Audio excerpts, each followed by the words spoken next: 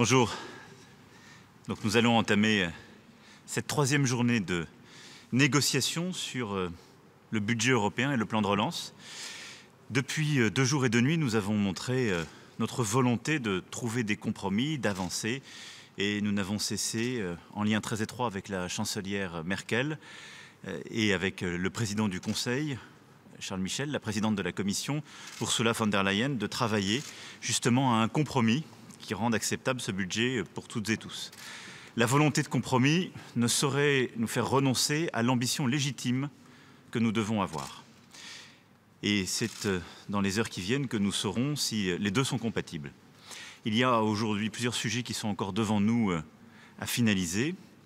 Le premier, c'est la question de l'état de droit, qui est au cœur des conditionnalités de ce budget, sur lequel il y a eu hier un très large consensus pour dire que nous ne devions pas céder, que c'était au cœur des principes, des valeurs européennes.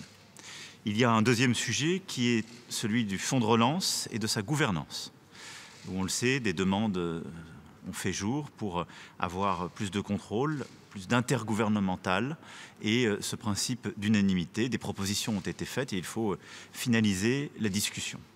Et enfin, c'est la question du montant de ce fonds de relance, où là aussi nous avons des dissensions, des sensibilités différentes qui sont apparues. Voilà les principaux sujets qui sont devant nous et sur lesquels il nous faut trouver les bons compromis dans les prochaines heures. Je pense que c'est encore possible, mais ces compromis, je le dis très clairement, ne se feront pas au prix de l'ambition européenne.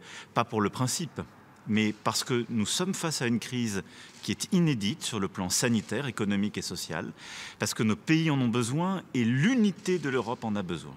Pour toutes ces raisons, nous allons continuer de nous battre et je vais dès à présent retrouver le président Michel. Merci beaucoup.